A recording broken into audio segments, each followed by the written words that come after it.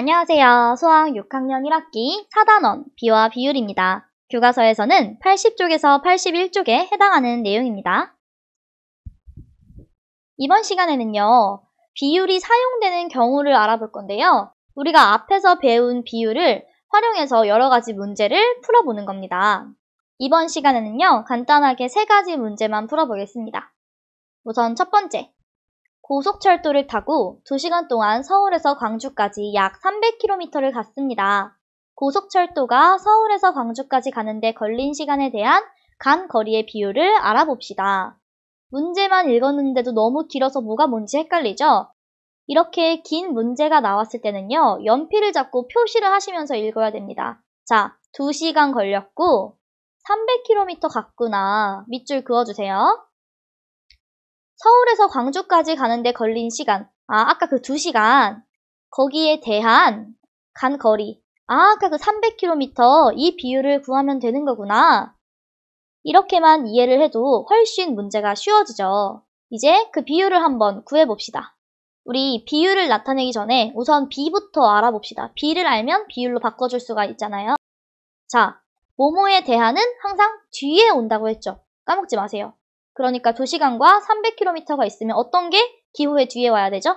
네, 걸린 시간에 대한이니까 걸린 시간이 뒤로 와줘야 합니다. 그래서 300대 2. 이걸 비율로 나타내주면 이 기호의 뒤쪽에 있는 것이 분모로 오니까 2분의 300이죠. 그러니까 약분하면 150이네요.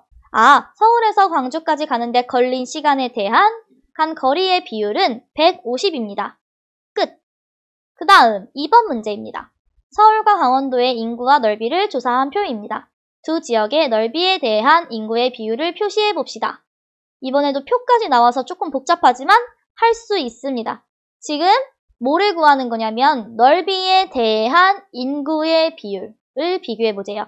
그러면 우선 넓이에 대한 인구의 비부터 구해보자고요. 뭐뭐에 대한이 뒤로 오는 거니까 넓이가 뒤로 와야 되겠죠?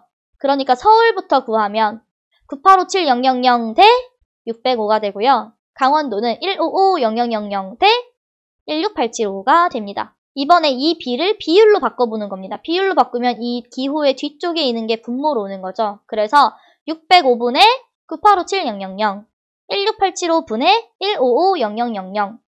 이거를 계산기를 활용해서 풀어보니까 16292.5 땡땡땡땡 91.8 땡땡땡땡 이렇게 나옵니다. 근데 비율은 반올림해서 자연수로 나타낸다고 했으니까 이 소수 첫 번째 자리에서 반올림을 해주면 5니까 올려줘야겠네요. 16293, 91.8 소수 첫 번째 자리에서 반올림하니까 92가 되네요.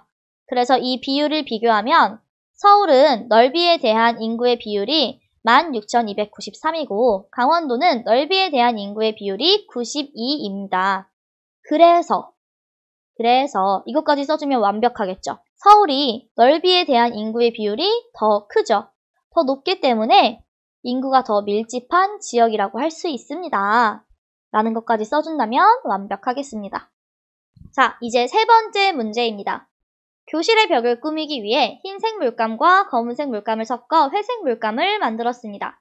지혜는 흰색 200ml에 검은색 5ml를, 슬기는 흰색 250ml에 검은색 10ml를 섞었습니다. 누가 만든 회색 물감이 더 어두운지 비교해 봅시다.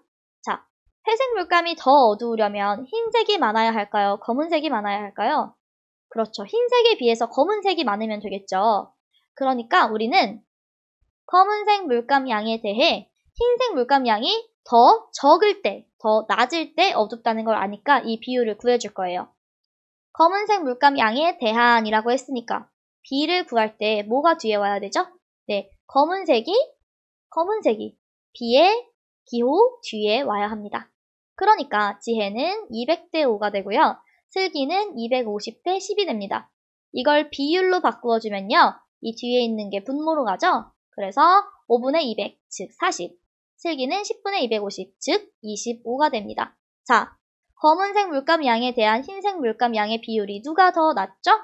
슬기가 더 낮습니다.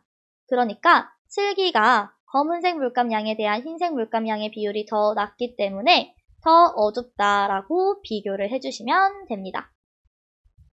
자, 이번 시간에는 비율을 여러 가지 문제에 사용해서 풀어보았는데요. 어땠나요? 처음엔 조금 어려울 수도 있지만 문제를 반복해서 풀어보다 보면 금방 익숙해질 거라고 생각합니다. 지금 배우는 이 비와 비율은요, 2학기에 배우는 내용과도 연결되기 때문에 꼭 확실하게 기억하시기 바라겠습니다. 모두 수고하셨습니다.